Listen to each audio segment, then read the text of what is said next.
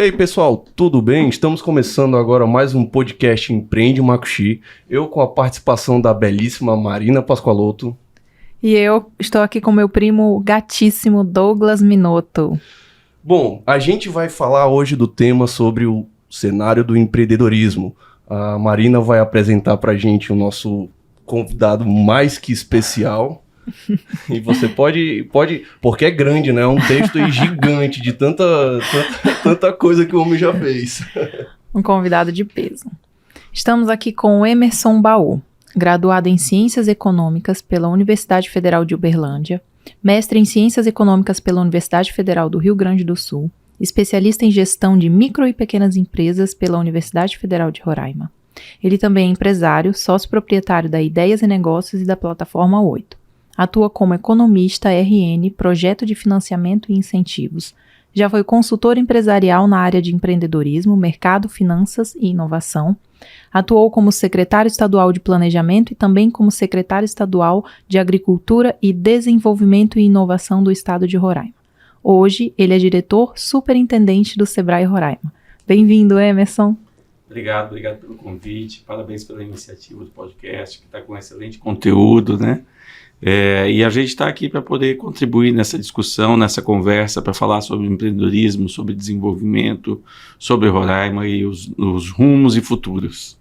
E para começar, Emerson, então, eu queria que você contasse um pouco da sua história e fizesse um link aí de tudo que você já passou. Já foi secretário, hoje está como diretor do Sebrae, já foi empresário também. Na verdade, empresário nunca deixa de ser. Isso. Eu cheguei em Roraima em 99, né? Vim na perspectiva de buscar uma oportunidade de trabalho, né? E dentro dessa oportunidade de trabalho, automaticamente a gente, na época, hoje é forte, e na época mais forte ainda, foi para o setor público, né? Eu, inclusive, iniciei esse trabalho e, paralelo, comecei a dar aula na Universidade Federal como professor de economia, professor substituto. E identifiquei no mercado que estava faltando. Eu olhava assim, e na formação de economista, eu não via nenhum curso de matemática financeira que já trabalhasse a questão de cálculos, de juros, de composição de endividamento, etc. e tal. E eu tive a coragem de ir no Sebrae, né, há 23 anos atrás, oferecer a possibilidade de fazer esse curso pelo Sebrae, né? Fui recebido lá pela equipe, em especial a Kátia Beskeski, que me atendeu, gostou da ideia e nessa de gostar da ideia já ofereceu a oportunidade. E aí começou essa atuação junto com a questão da faculdade, dar aula na faculdade, começou esse processo de fazer a instrutoria. E aí foi evoluindo em vários outros cursos. E aí, dentro dessa perspectiva, na faculdade eu tive uma disciplina que chamava-se elaboração de projetos, né? E aí foi uma das disciplinas que eu mais me identifiquei. E eu fui verificar aqui na região norte, nós temos o Banco da Amazônia, nós temos a Suframa, nós temos a Sudan, que para poder chegar ao financiamento ou ter os incentivos e benefícios fiscais, precisava justamente apresentar o projeto. E aí eu comecei a me credenciar para poder fazer essa elaboração. Então, e aí começou o embrião da Ideias e Negócios, que é a empresa que daí eu formei com a Iana, a época namorada, agora, hoje minha esposa, né? Que a gente formou em 2001. A empresa existe até hoje, nós prestamos serviço. Com a minha ida para o Sebrae, nós deixamos de fazer consultoria, até para não ter conflito de interesse, né? Questão ética. Mas a questão de projetos de financiamento nós continuamos. Então, eu tenho orgulho de falar que em Roraima, né, nós temos os principais projetos de financiamento na área urbana foram elaborados pela Ideias e Negócios.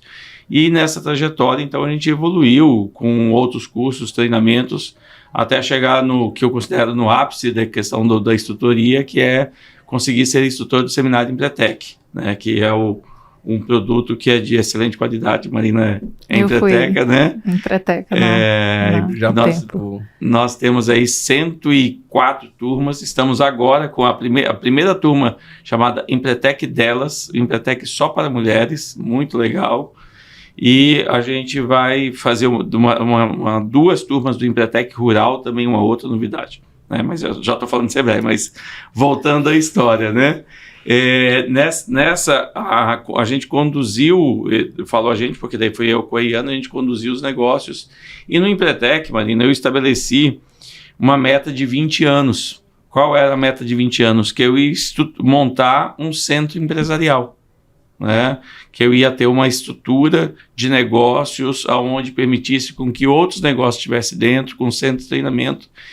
E quando a gente acabou amadurecendo a ideia, né, fizemos ali, iniciamos com uma casa, colocamos algumas quartos, transformamos em sala e alugamos. Não tinha hoje essa estrutura que nós temos na cidade, de vários coworkers, vários espaços de locação, era uma coisa rara, né, não tinha essa oferta. E nós começamos a perceber que tinha demanda. Então, identificamos, compramos com a nossa reserva financeira, em vez de construir a casa, nós optamos por comprar um terreno para construir um imóvel comercial, fizemos o financiamento no banco e construímos o Ideia Centro Empresarial. O Ideia Centro Empresarial foi um primeiro empreendimento, né, imobiliário de porte na cidade, com estruturas de salas de treinamento, auditório, privado, onde a pessoa não precisava ficar pedindo para espaços, mas sim ela ia lá, contratava o espaço e estava cedido para ela, né? Além de ser um espaço totalmente executivo, nós tínhamos a recepção e a sala de escritório. Em 2016 aparece uma oportunidade de fazer a venda desse imóvel, justamente para o Sebrae, eu não imaginava, né? E o Sebrae fez a aquisição. Hoje é o edifício Ayrton Dias, que fica ali na Praça da Maternidade, né? Uma das unidades do Sebrae. E lá nós voltamos, aí nós fomos para um espaço alugado, tudo, e depois nós voltamos para o setor imobiliário novamente, executivo, com a construção da Plataforma 8. Né? A Plataforma 8 ela vem com o que o Ideia Centro Empresarial tinha um conceito de executivo, de formalidade, daquela coisa bem né, formal mesmo, caixinha. A Plataforma 8 vem para quebrar paradigmas, né? Uma coisa de container, tem uma pegada totalmente sustentável na questão do quesito de energias renováveis, a questão de captação de água de chuva, a questão do sistema de iluminação, nós utilizamos bastante iluminação natural, né? Então o sistema de ventilação, então ela vem com uma pegada nesse modelo, né? E a gente até hoje tem a Plataforma 8 e a Ideias de Negócio que continua né, na sua trajetória.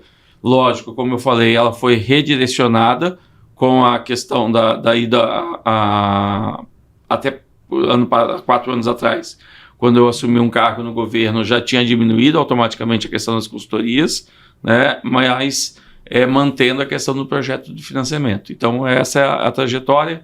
Enquanto isso, eu e Ana saímos de namorado, casamos, temos 2 filhos, né? Então já bem estabilizado, roraimense mesmo.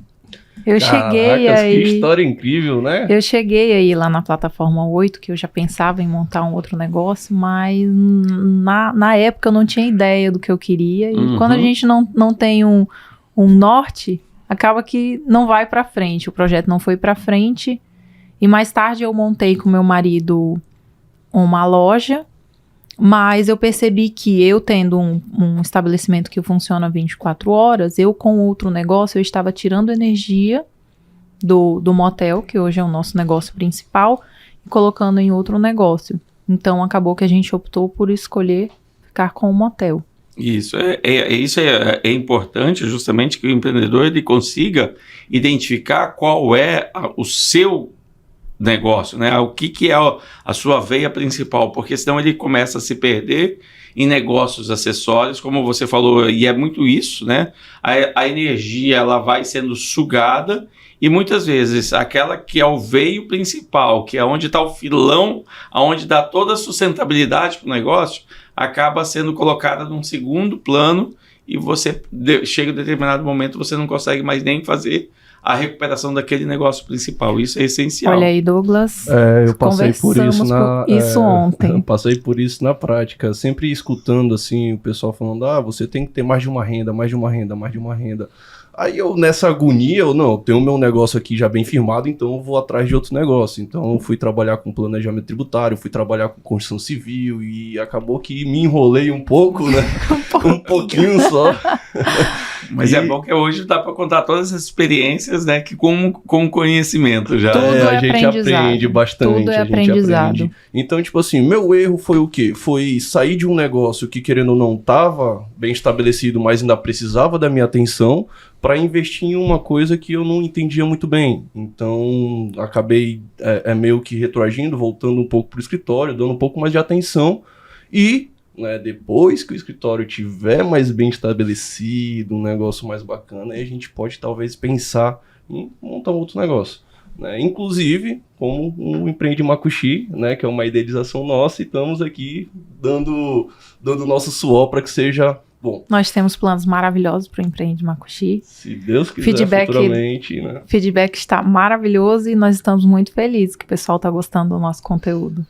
Pois é, Emerson, falando um pouquinho mais de Sebrae, queria que você passasse aí para os nossos ouvintes, quem está assistindo a gente, o que é o Sebrae, como ele se comporta aqui em meio a Roraima, né, falando um pouco mais local, como ele pode ajudar o empreendedor, e eu dou aí a palavra para você. Joia. O Sebrae é uma instituição, né, não governamental, mas que trabalha com recursos públicos. Então, nós temos a orientação em termos como se fôssemos uma empresa, mas nós recebemos recursos públicos e temos que ter o cuidado que uma gestão pública tem que ter com os recursos. É uma economia mista, assim, como se for, mais ou menos. Para simplificar, sim. Só que nós somos empresa mesmo, nós temos meta, nós temos objetivo, nós só não precisamos ter lucro financeiro, certo? E o Sebrae, ele é uma instituição que no Brasil está há 51 anos, né? Ele veio historicamente dentro de um movimento que começou a perceber que os pequenos negócios no mundo, né, eram os que faziam a verdadeira geração de emprego e renda, né? E aí veio várias políticas de desenvolvimento.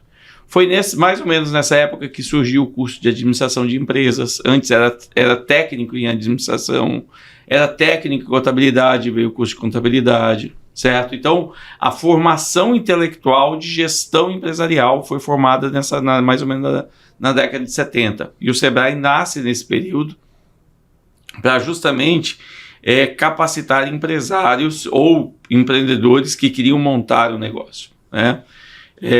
O Sebrae ele está, como eu falei, nas 27 unidades da federação, ou seja, nos 26 estados, mais o Distrito Federal, atuando de forma customizada para cada estado. Nós temos soluções, né, nós temos produtos que são nacionais, né, ou mesmo internacionais, como é o caso do Empretec, mas nós temos também soluções locais que trabalham com a nossa necessidade, com o nosso foco, né?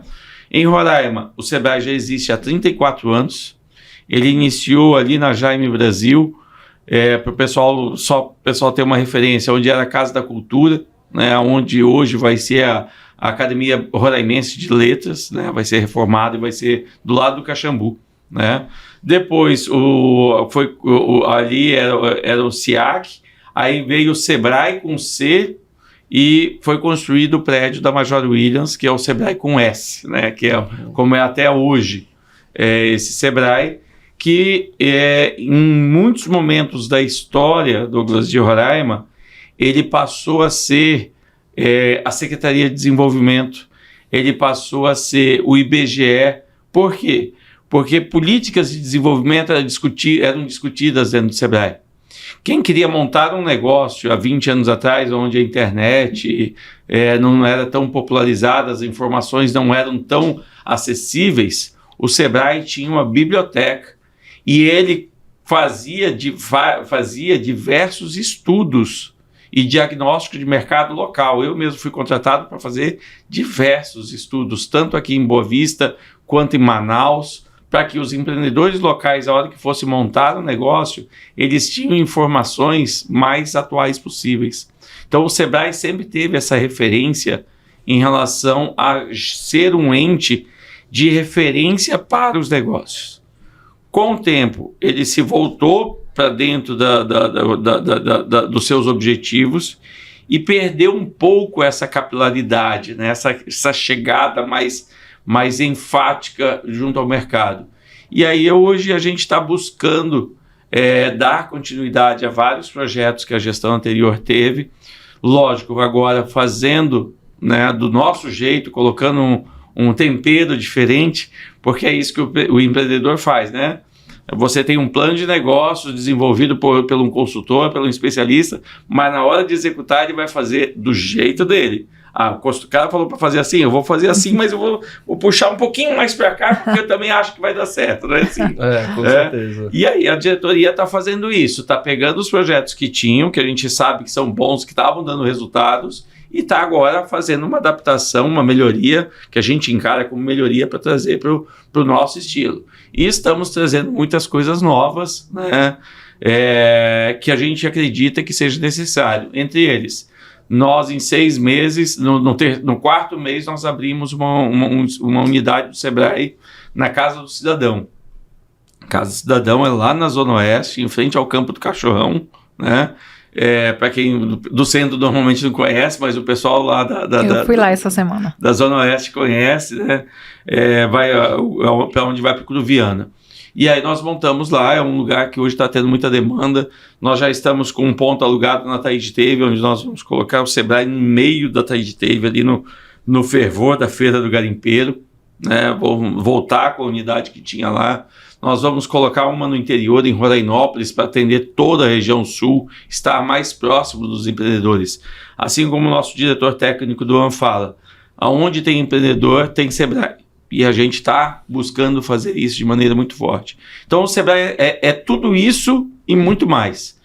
Por que muito mais? Porque nós temos condições de atender, além do que nós já temos, de atender de maneira individualizada a cada demanda. Muito bom. A região de Rorainópolis precisa. Aquela região toda precisa bastante. Está crescendo bastante, tem muito empreendedor. E isso vai incentivar as pessoas a se formalizarem. Porque a pessoa muitas vezes não quer se formalizar, não tem noção de que ela estando formal, ela consegue captar recurso, ela consegue escalar o negócio dela. Muito legal, gostei. Os benefícios, né, de você se formalizar. E, assim, muita gente, né, quando vai empreender, ainda tem dúvida, quem eu vou procurar, como eu vou fazer. O Sebrae, como o Emerson está dizendo, é uma ótima opção.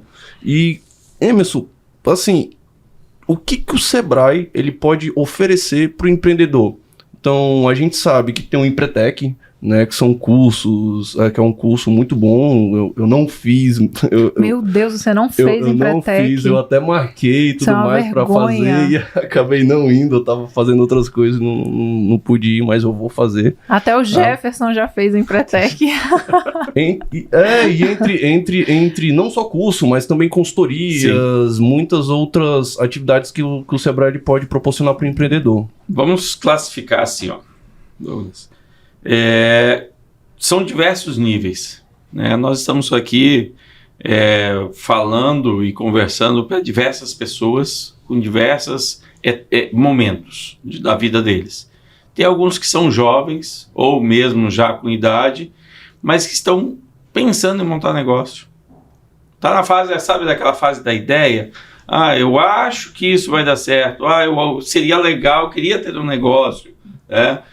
O Sebrae, ele pode, através de vários trabalhos que nós temos, de consultoria, de acompanhamento, de orientação, nós conseguimos conversar com esse potencial empresário, vamos chamar de potencial empresário, para que ele possa construir essa ideia e concretizá-la, pelo menos em termos de um plano. Não vou falar nem de um plano de negócios formal, como a gente vê na faculdade, mas em termos de pelo menos uma linha de pensamento, né, mais estruturada.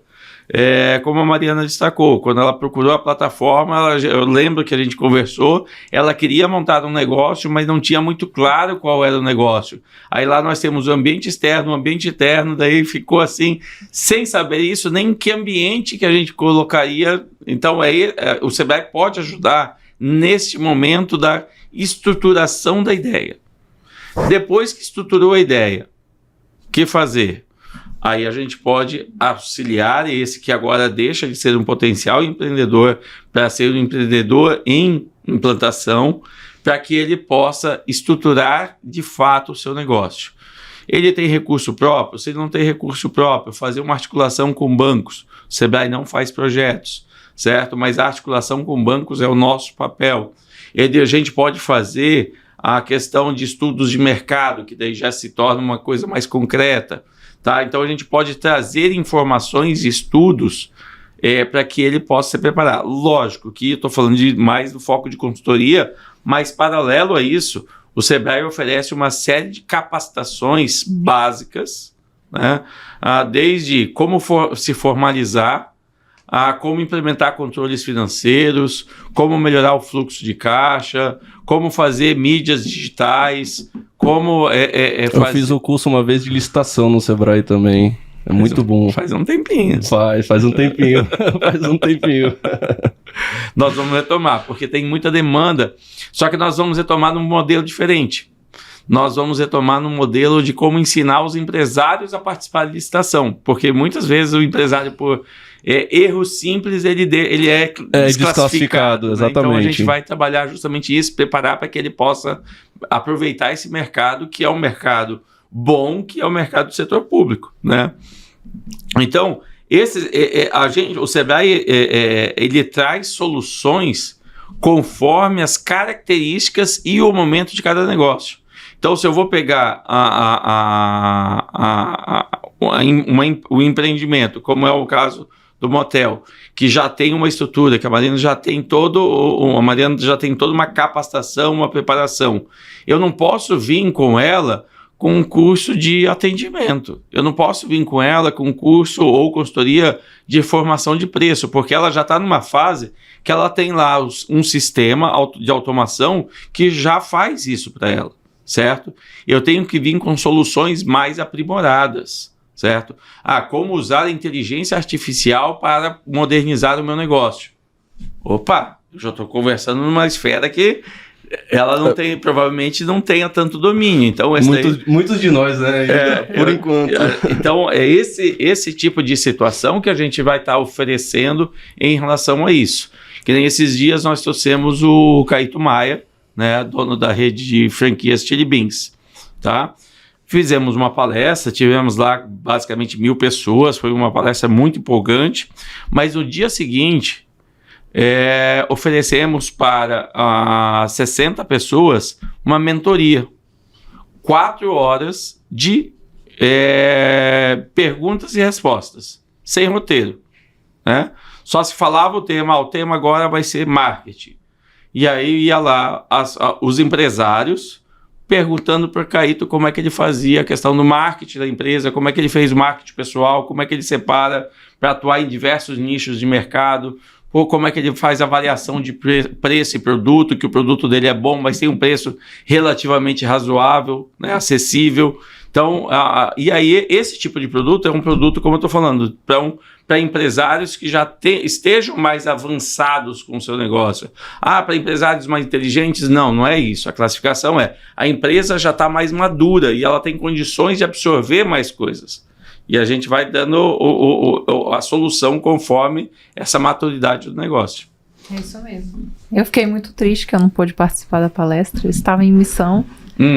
Estávamos no Maranhão, mas agora na Equipotel o stand da Bemotéis vai trazer o Caíto. Então não vou perder a oportunidade de assistir uma palestra dele. Excelente. E falando em palestra, né? Já vocês é a primeira mão, né?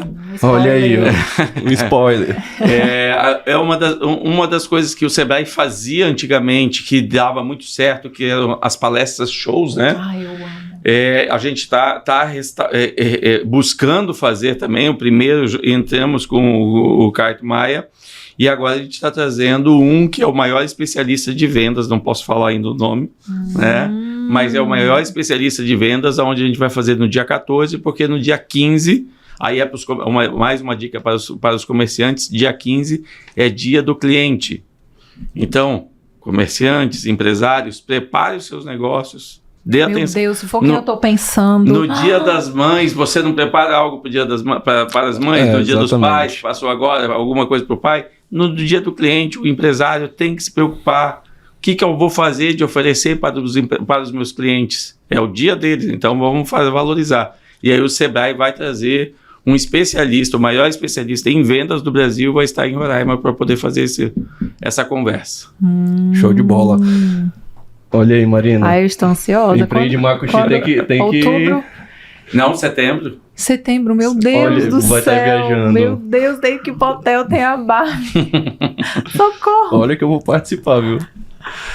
Emerson, assim, como é que tu vê a evolução das empresas aqui no nosso estado de Roraima? Né? Quais são as maiores dificuldades, você como superintendente, consultor, entre outras, você vê nos empresários? Qual é a maior dificuldade que eles possuem, ou ao iniciar um negócio, ou quando já estão também com um negócio bem estabelecido e às vezes eles se sentem estagnados? Tá. Eu vou responder, mas antes eu vou buscar um fato histórico, né, para poder justificar um pouquinho a resposta.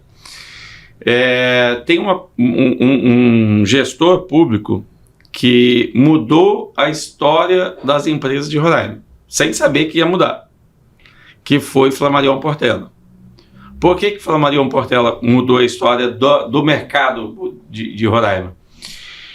Quando ele fez o concurso público em 2002, né, veio muita gente de fora. E aí essa gente de fora que veio trouxe uma mudança significativa e impactante do perfil de consumo, de ter que supermercados funcionarem depois das 7 horas da noite, de ter que restaurantes fazerem almoço e janta também.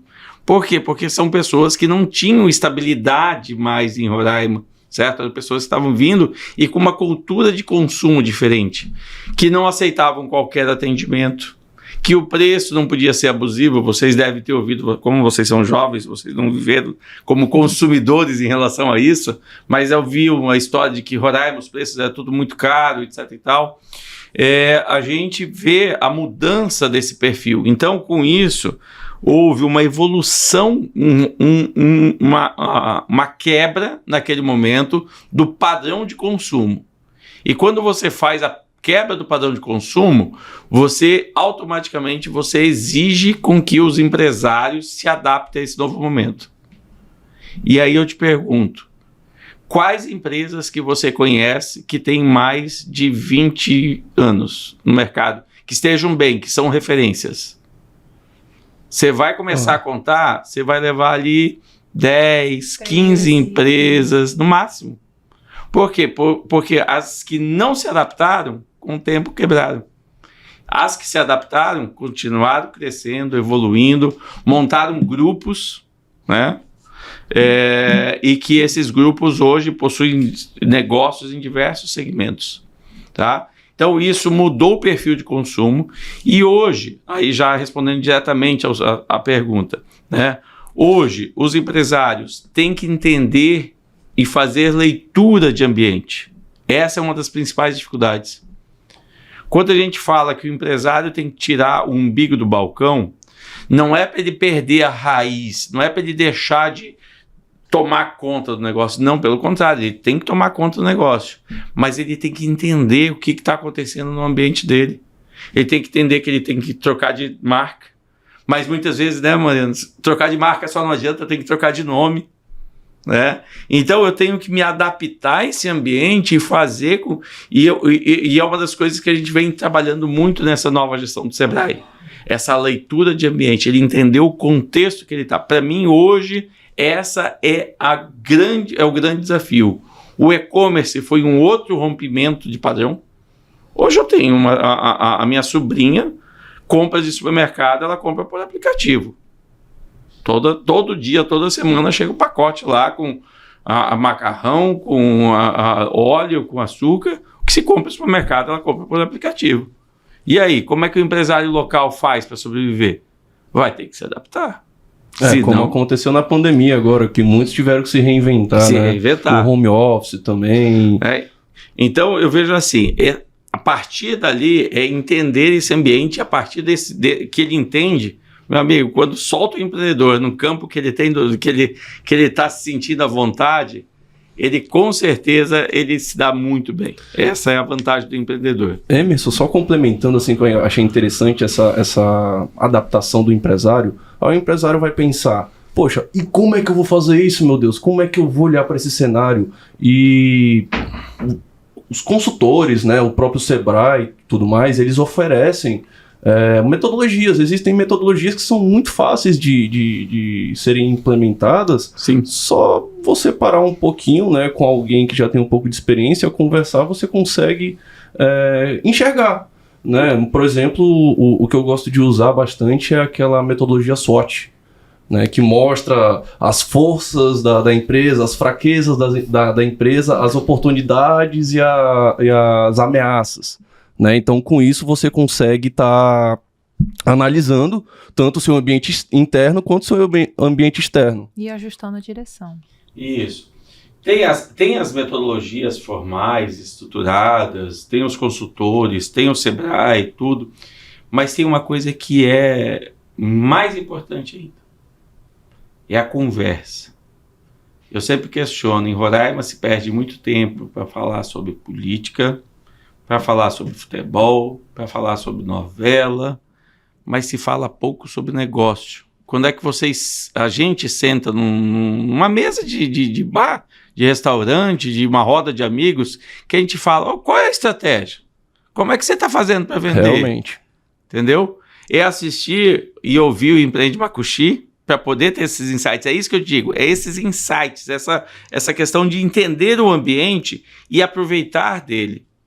Tem as metodologias estruturadas, mas ele precisa estar antenado nesse ambiente, estar conectado.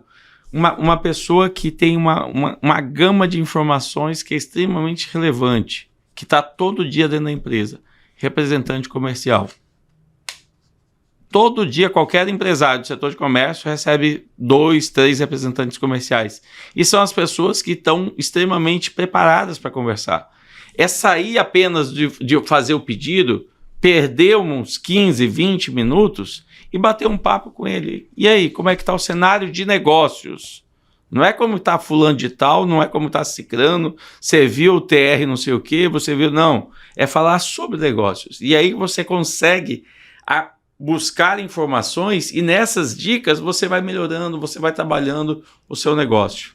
E realmente, como a política ela é bem enraizada aqui em Roraima, né? Então a gente sempre fala muito, às vezes, de política e tudo mais. Eu não gosto muito daqui de Roraima, mas isso que o Emerson falou eu faço muito. Onde eu chego, eu sento. E se o dono tá lá, nossa, é maravilhoso. Esses dias eu cheguei no lugar, foi mês de julho, foi meio estranho, assim. Eu falei, gente, como que tá o movimento aqui? O que vocês estão vendo de diferente? Foi logo quando aconteceu toda aquela situação de repressão do garimpo. Então, pessoal, muita gente falou besteira, vai acabar Roraima, vai acabar a economia de Roraima. E isso me lembrou que faz tempo que eu não sento para conversar com a minha amiga Tereza. Adoro, beijo Tereza lá da Tiaré, ela é maravilhosa. É uma empresária muito competente, muito experiente. Na pandemia eu tava assim, sem chão, porque nunca na minha vida passaria pela minha cabeça a prefeitura ordenar que o meu negócio fosse fechado. Nossa reserva até hoje é bem pequena, então a gente tem muitos compromissos para honrar funcionários.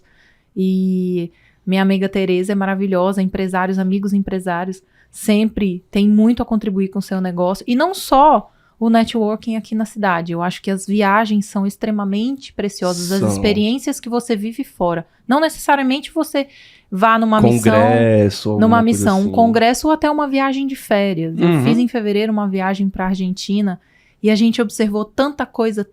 Eu fui com meu marido, a gente observou a questão de alvarás, questão de segurança, extintores, a questão do atendimento deles, da simplicidade. Então, assim, foi extremamente gratificante essa viagem.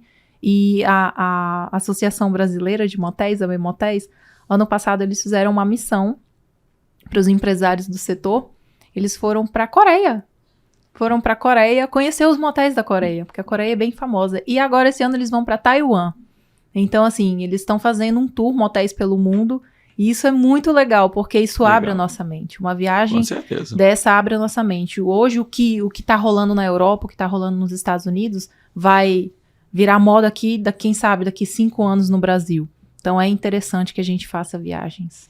É um dos investimentos que a gente adotou dentro do Sebrae, aprimorar, já vinha, né, aquilo que a gente vem falando, já era uma prática fazer missões, só que agora a gente está aprimorando, né, ampliando e aprimorando essas missões, porque o empresário que for fazer missão, ele vai participar com um objetivo, ele vai montar um plano de ação e ele vai estar mostrando para o Sebrae esse plano de ação que ele projetou e ele está implementando. Por quê? Porque tem justamente trazer, não adianta ficar apenas no conhecimento, apenas no, olha que legal, né? Mas o que eu posso fazer para poder trabalhar?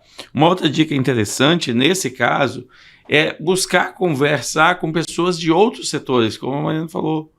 Eu identificar pessoas de outros setores que não têm nada a ver, participar de eventos de outros segmentos. Por quê? Porque de alguma forma você sai dali com uma percepção e com uma visão diferente. E faz um network também, né, com pessoas além do seu próprio segmento. Isso também é muito interessante. Indo um pouquinho mais para a parte que a gente tinha falado agora há pouco de inteligência artificial, né, para as empresas. Eu particularmente, eu trabalho na área contábil. E você escuta, daqui uns anos, contabilidade, a inteligência artificial vai substituir a contabilidade como muitas outras profissões, né? E como é que você enxerga esse cenário da inteligência artificial para os empreendedores? Principalmente na prestação de serviços. Eu enxergo de uma maneira muito tranquila, porque ela vai substituir os trabalhos operacionais. Ela vai substituir aquela pessoa que hoje já basicamente não existe em vários escritórios, mas em alguns ainda existe, aquela pessoa que é o digitador de nota, certo? Que com a nota fiscal eletrônica isso sumiu nos escritórios, né? Mas aquelas pessoas que trabalham de forma operacional, elas vão ser substituídas. O que não vai ser substituído é a inteligência, é a percepção, é a sensibilidade. É o coração. Certo? Porque você no escritório de contabilidade, enquanto contador, você conhece a Mariana, empresária, que é um estilo, que tem um perfil. Aí você tem o Emerson, que tem outro estilo, que tem outro perfil, que a forma de eu falar para ele sobre a questão da condução da contabilidade é de uma maneira e com a Mariana é outra. A inteligência não vai fazer isso. Entendeu o que eu quero dizer? Sim. Então, eu não vejo esse drama que se faz em termos do uso da inteligência artificial. Pelo contrário, eu acho que nós temos que usar, né? Nós temos que buscar, quanto menos trabalho operacional. Tem um livro antigo, né, Domênico de Masi fala, né, o ócio criativo. Quanto mais tempo você tem para pensar, mais criatividade você vai ter. Certo? Exemplo disso são os gregos. Que os gregos eles ficavam nas praças discutindo, filosofando e os escravos trabalhando. Não, gente, não que escravidão seja legal, mas hoje... A inteligência artificial. No futuro, os escravos serão robôs. Sim. Então, ontem eu vi um vídeo bem interessante de um robô limpando o banheiro, higienizando uma suíte. E hoje nós temos diversos problemas, principalmente com sindicatos, de questões de insalubridade. Então, São Paulo, Rio de Janeiro são problemas grandes. Então, isso vai resolver essas questões, né? O pessoal, eu quero para amanhã, eu quero esse robô. E aí, essa leitura que eu tenho, entendeu? Então, o prestador de serviço, tradicional, aquele que faz a contabilidade no operacional, esse daí vai perder espaço mesmo. Mas, naturalmente, ele já está perdendo espaço, certo? Agora, essas pessoas que estão estudando, que estão usando a inteligência, elas vão estar criando novas oportunidades, né? É aquela história, eu vejo assim, você não vai ser substituído pela inteligência artificial. Você vai ser substituído por alguém que saiba usar a inteligência artificial. Olha a diferença, certo? Então você vai ser substituído por alguém que saiba usar, e não pela inteligência propriamente dita. Isso vai forçar os nossos jovens a quererem estudar. Hoje eu vejo muito... Tomara. Hoje eu vejo muitos jovens que não finalizaram nem o ensino médio e não encontram oportunidade. Gente, você não tem o ensino médio, você não encontra oportunidade no mercado. Sabe quem é que vai se dar bem com a inteligência artificial no mercado profissional? O pessoal da antiga. Você vai ver uma restauração de pessoas da antiga. Por quê? Interessante. Porque a inteligência artificial, o que é? O famoso prompt, né, que são comandos. O que eles falam, que os especialistas falam?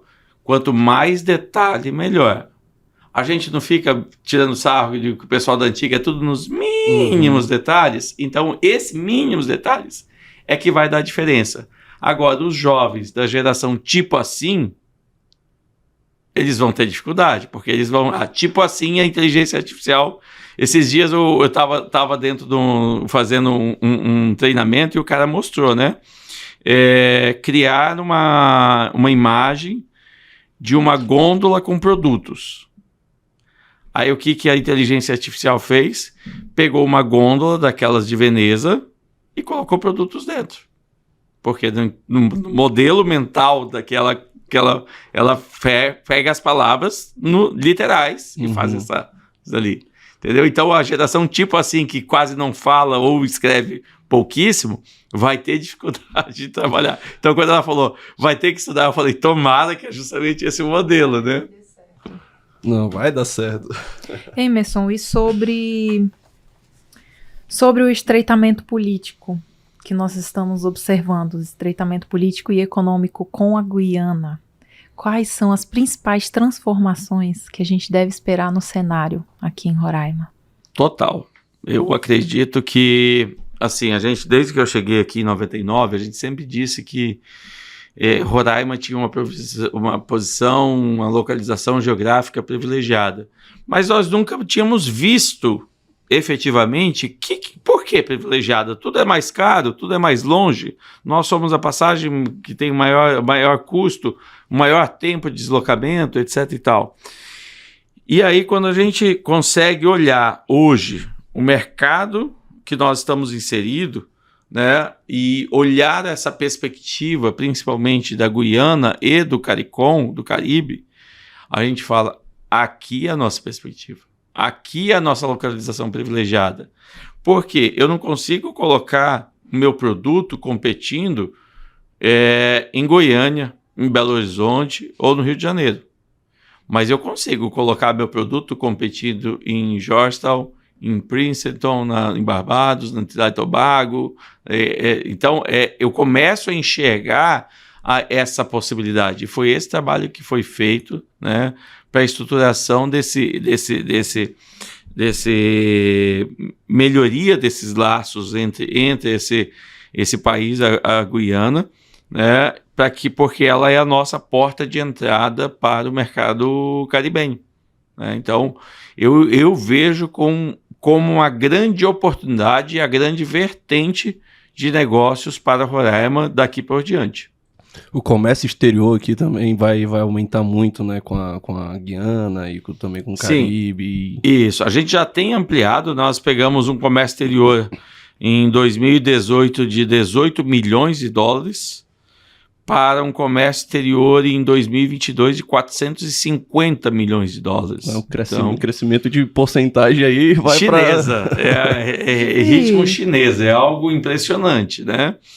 E isso mostra, né, que nós podemos ser o que a gente chama na economia de um hub logístico de cargas e pessoas, Nós ainda não fazemos o aproveitamento da nossa localização no que tange a transporte de pessoas, né?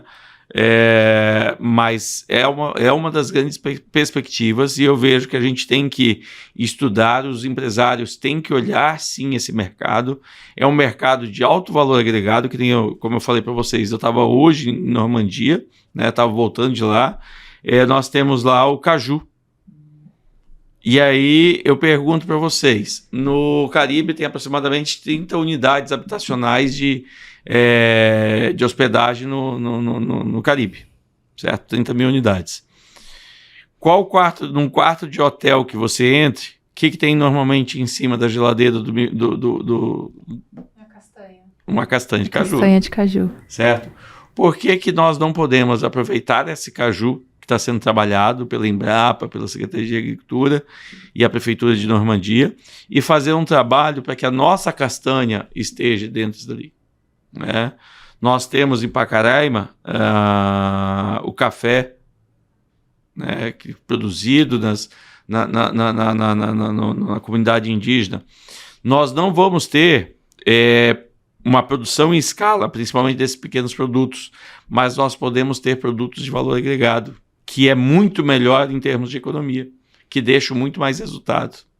E tem Tá muito na moda hoje, né? tem muito empresário de fora também, de fora eu digo de outros estados, que já estão enxergando o potencial que Roraima tem, né, e essa ligação com a Guiana, e estão começando a também vir para cá e investir aqui, né? Sim. Sim, é notório você ver os carros da Guiana aqui diretos, que não se via há pouco tempo atrás, né? Nós recebermos empresários e investidores. Ontem, quarta-feira, terça-feira nós estávamos com um investidor guianense que está construindo um porto em Barbice, em águas profundas, já gastou 25 milhões de dólares e está vindo aqui para saber se tinha produção em Roraima, para que ele pudesse, porque o porto que ele está fazendo é para petróleo e gás, certo?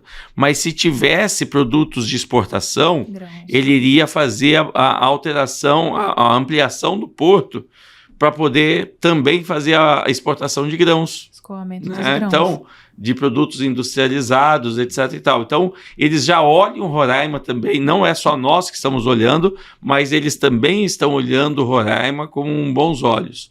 E o que você falou me chamou atenção também, esses dias, tem um empresário do Pará que vem comprar o cacau produzido em Caroebe e Baliza para produzir um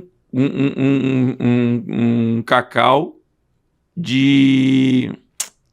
Esqueci a característica principal dele, mas é uma característica que coloca ele como quase que um cacau orgânico. E ele vende como produto com valor extremamente agregado. Então, nós estamos deixando de aproveitar essa oportunidade, mas tem gente que está vendo que Roraima tem uma produção legal e está se aproveitando disso. Isso é bom, não é ruim não. Né? Então é isso que a gente tem que aproveitar e fazer esse tipo de negócio para acontecer aqui. O importante é que, pelo menos, a gente sabe que Roraima ele tem um futuro muito promissor, principalmente para a área do empreendedorismo, né? Eu estive em Letem em 2018 e retornei agora domingo. E eu me assustei. Eu fiquei muito feliz com o tanto que essa cidade desenvolveu. Porque para quem vai lá todo ano, não percebe esse gap. E eu fiquei muito feliz. Eu falei, gente, tá acontecendo mesmo. Já tá asfaltado, né? Tá muito legal, tá muito bonito. A quantidade de lojas gigantescas. Então, a quantidade de produtos industrializados já existia antes, mas agora... Porque tem demanda. Porque tem demanda o consumidor, não só de Roraima, mas do Amazonas. Toda semana tem ônibus vindo do Amazonas, exclusivo para compras em Letem. Eles dormem ali em Bonfim, inclusive, oportunidade para surgirem novos empreendimentos turísticos em Bonfim. Já fiquei de olho. E eu fiquei muito feliz. A gente sonha muito com Roraima se desenvolvendo, Roraima deslanchando. O João, né, do Aquamac, que tem a pousada lá no Aquamac, ele falou que ele recebe periodicamente os turistas que vão para Letem, e aí eles pousam lá na pousada para no outro dia aproveitar o parque aquático, e aí no final do dia retornar para Manaus. Desse futuro brilhante que Roraima tem, né, que já está tendo, na verdade, qual você acha que é um dos... Pode citar, né, quantos você quiser também, segmentos. Poxa, eu acho que aqui Roraima vai crescer, pelo menos eu acredito, a agricultura tem tá tendo um crescimento já muito alto, eu acho que vai crescer ainda mais, né? Tem alguns segmentos que você coloca assim, tipo, que é o topo? Entre os segmentos que são carro-chefe, né? Você tem o agronegócio. O agronegócio performado principalmente pelos produtores de médio e grande porte, que dá a movimentação e dão a razão econômica disso acontecer, né? Precisa deles para que você tenha máquinas, para que você tenha mão de obra especializada, para que você tenha operador de máquinas. Mas hoje Roraima já se consolidou na produção agrícola, já está em consolidação, mas já bem avançada. Ela vai continuar sendo ampliada. Hoje saiu uma matéria que nós ampliamos nos últimos 4 anos mais de 190% a nossa área plantada, certo? E que a gente vai avançar. Paralelo a isso, a gente vai começar uma nova fase. Qual é essa nova fase? Que nós já estamos trabalhando, que é a agroindustrialização. Ou seja, vai começar a fazer o processo de beneficiamento dessa produção agrícola, seja em grande escala ou seja em pequena escala. Então, o agronegócio ele começa a fazer uma alavanca da nossa matriz econômica de transformação da dependência do setor público para a iniciativa privada, onde o empreendedor domina e ele vai levar adiante. Nesse sentido, então, as agroindústrias de pequeno porte, você ter ali a questão do abates de animais, você ter processamento de matéria-prima vindo do agronegócio, é extremamente uma oportunidade de negócio. Outro, prestação de serviços especializados dentro da sua área. Contabilidade, finanças, consultoria do agro para a indústria, entendeu? Vai ser ampliada essas dali. Serviços especializados também nessa segunda fase agora vai receber uma grande demanda nesse sentido. Eu acredito muito no segmento de turismo, né? Eu sempre principalmente como secretário de desenvolvimento, eu sempre falava, o agronegócio e as suas derivações são a alavanca principal e o turismo é a nossa alavanca secundária.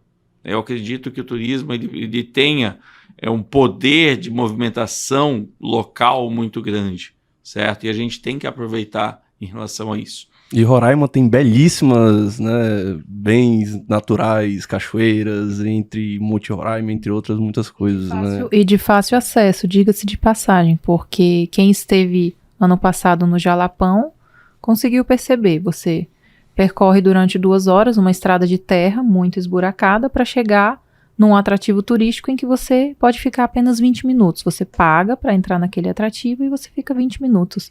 E aí eu parei para refletir, eu falei, gente, o Tepequém é asfaltado, tudo bem que tem uns buraquinhos aqui e acolá, mas é asfaltado. Você já tem empreendimentos turísticos, inclusive de altíssimo padrão. Lá, tá? Os atrativos, você não paga para acessar os atrativos. O que falta mesmo é vender Roraima para o Brasil e para o mundo. Sim. Quando fui Miss, eu fiquei extremamente animada em fazer esse trabalho. Fiz um card para distribuir lá no concurso, mas uma andorinha só não faz verão.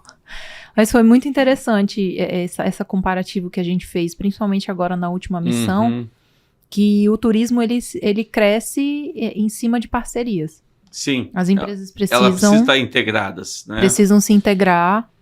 Quem trabalha com turismo hoje precisa entender que é necessário isso. Então eu acho, Douglas, que esse segmento do turismo é um segmento que trabalha muito bem.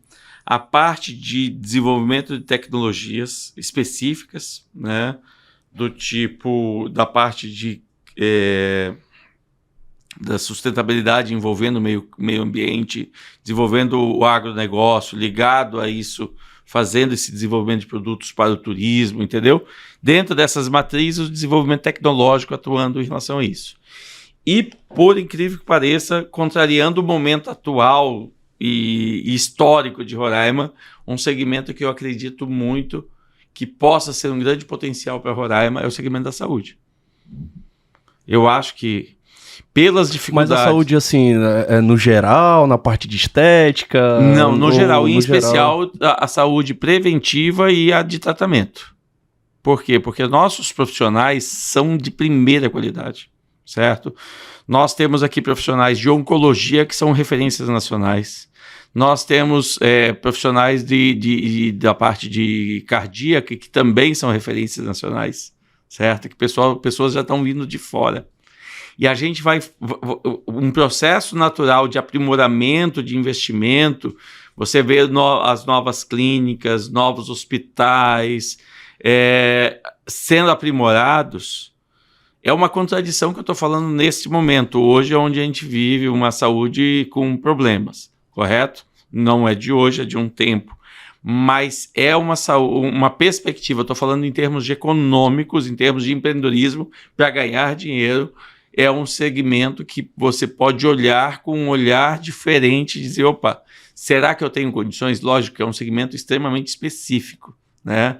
Mas será que eu tenho condições? Porque é um segmento interessante de se atuar. Então tô no rumo certo, porque eu tô querendo, tipo assim, não tô querendo não, já tô pegando, né, focando um pouco mais nessa área da saúde. Então trazer consultoria para a área da saúde, fazer contabilidade para a área da saúde, ajudar esse pessoal da área da saúde com finanças, né, que eles têm muita dificuldade com isso.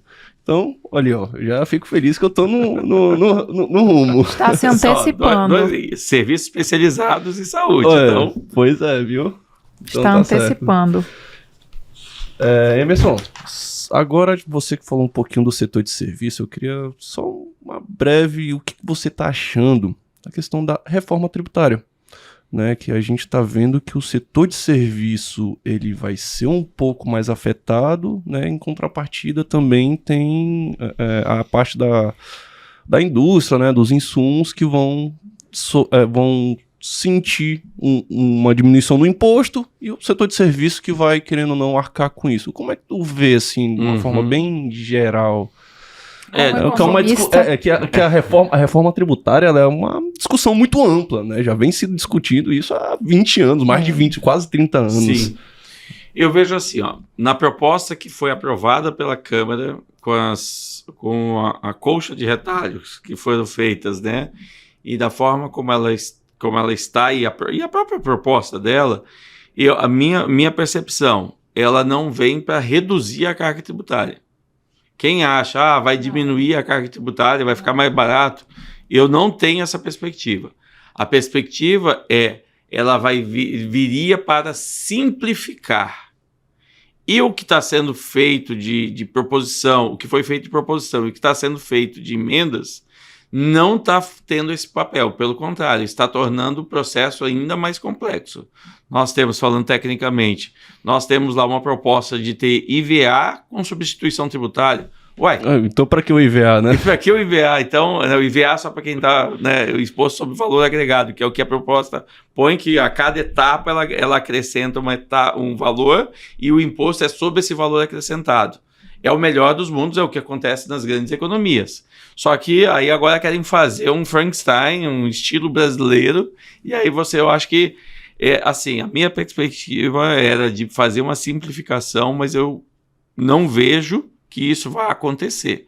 E pelo prazo, aí nós temos aí algumas medidas que são para serem implementadas em 30 anos. Então, é algo que nossos filhos vão estar sendo impactados lá na frente ainda. Tem a questão do simples, né, quando ele foi instituído, que é não tão simples assim, que veio com a proposta de ser, né, um regime de tributação simplificado, porém foi se colocando ali instruções normativas e mudando certas coisas e acabou que está mais complexo do que a gente imagina, né? Isso, então a minha percepção é essa, né, para quem está nos vendo ou ouvindo.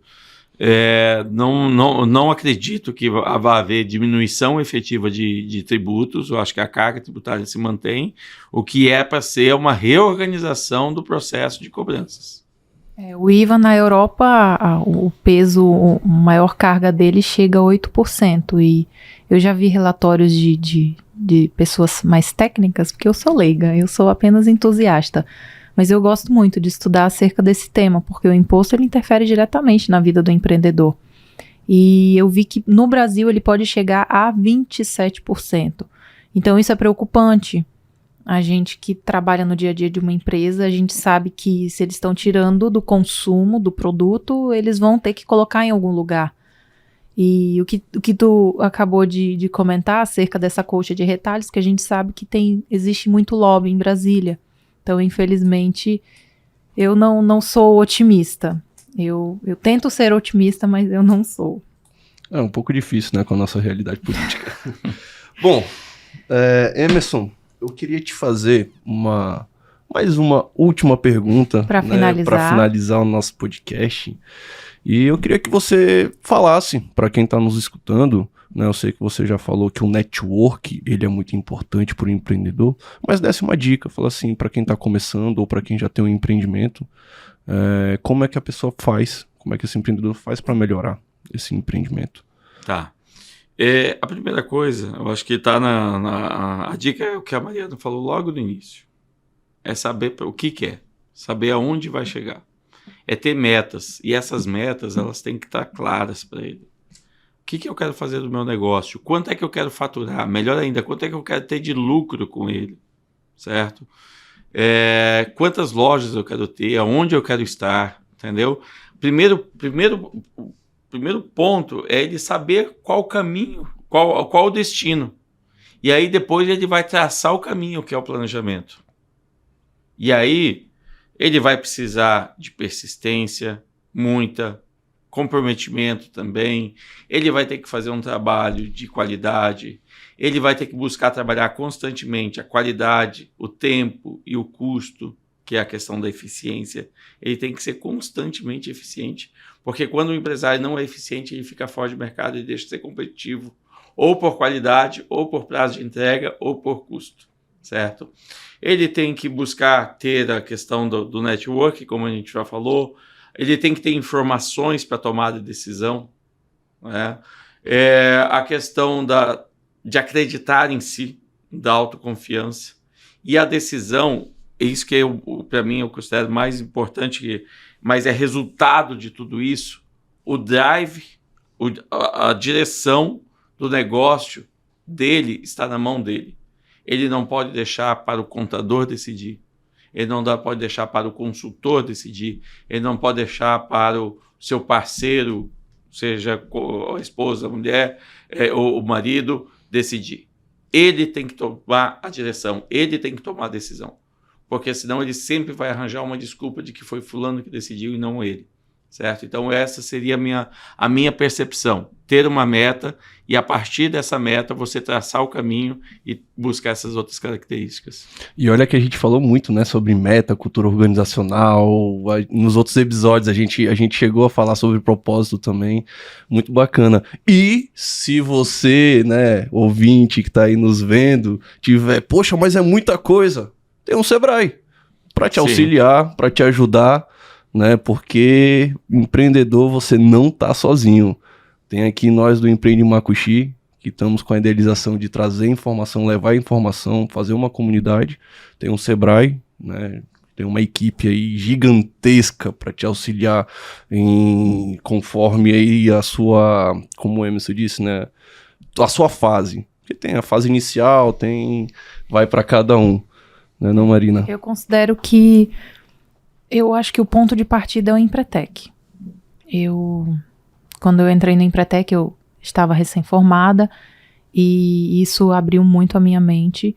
E depois, conforme você entrar em algum projeto, aderir a algum projeto, ou até mesmo pegar um consultor para te ajudar no teu plano de negócios, você vai descobrindo aos poucos o caminho a seguir. Eu queria agradecer, Emerson. Foi maravilhoso recebê-lo aqui. Eu queria que você deixasse o endereço do Sebrae Roraima, o arroba, e também o endereço físico para quem quiser ir pessoalmente conhecer o prédio. É maravilhoso o prédio, gente. As pessoas vão receber todo mundo aí que tiver interessado de braços abertos. Isso. Nós temos aí, o Sebrae tem hoje uma unidade de atendimento na Avenida Villeroy, fica ali do lado do Banco Itaú, perto da Sucatinha. Né? Tem o edifício Ayrton Dias, que fica ali na Praça da Maternidade. Agora nós temos o ponto lá na Casa do Cidadão, né? E temos a sede tradicional, que é na Avenida Major William 680. né? Então, quem precisar, a gente está à disposição, são horários que a gente trabalha justamente para poder atender o empreendedor. Temos eventos semanais para poder fazer esse trabalho com diversos perfis, e aí fica o convite, né, para que ele possa buscar nas redes sociais, né, o @Sebrae Roraima, para que ele possa curtir, entender quais são e estar acompanhando a nossa agenda de eventos e de serviços que nós executamos. E parabenizar primeiro pela iniciativa, né, a primeira temporada do Empreende Macuxi, né, porque vocês estão aí nesse desafio. Parabéns por terem essa coragem, né, de fazer um podcast focado no segmento empresarial, no segmento empreendedor. Isso é muito legal. Vai na contramão do que eu afirmo, né, de que Roraima não se discute negócio. Que bom, fico feliz, eu quero queimar minha língua mesmo. Né? E vocês estão mostrando que sim, que se discute, né? A audiência de vocês vem aumentando, mostrando que sim, tem pessoas querendo discutir sobre negócios. E isso que nós queremos fazer, isso que é o papel do Sebrae. Então, parabéns para vocês e agradeço em especial o convite de estar aqui conversando sobre vários assuntos, sobre o Emerson, o empresário, mas também sobre o Sebrae, que hoje é a casa que eu estou à frente. Legal, muito obrigada, Emerson. E para finalizar, eu vou dar minha dica de livro hoje. A cada episódio a gente dá uma diquinha. O livro que eu vou indicar hoje é O Deus de Barack Obama, Porque Não Existe Liderança Sem Fé. Esse livro foi um tapa de luva de pelica na minha cara, porque a gente percebe quão raso, e eu me incluo nisso, quão raso é o julgamento do brasileiro para escolher os seus políticos. O americano são níveis acima, ele quer saber qual a religião do candidato, aonde ele se formou, em que ele é formado, se ele tem mestrado, se ele é doutor, quem é o pastor dele, qual é o passado do pastor dele. Então isso mostra o nível altíssimo de julgamento do americano, e eu acredito que seja por isso que os Estados Unidos seja o país que é hoje, é um país de primeiro mundo, e é isso, recomendo. O meu livro eu não trouxe, né, porque eu emprestei e sumiu. Mas o livro é o Salomão, o Homem Mais Rico que Existiu. Foi um livro muito bom que eu li, que, nossa, ele te faz entender as coisas de uma forma... Querendo ou não, é um cara mais sábio, né? Então, Deus chegou para ele: o que você quer? Ele pediu sabedoria, e ele vai te mostrando, né, ao longo do livro, como você lidar com certas situações. Para você que é empresário, o livro é para todo mundo, mas para você que é empresário também é muito importante ler, que te dá um pouco aí de ânimo para seguir em frente. Eu já ia pedir emprestado, mas você emprestou e perdeu, então vou ter que comprar. Então, gente, é isso, pessoal. Obrigada pela audiência e até o próximo podcast.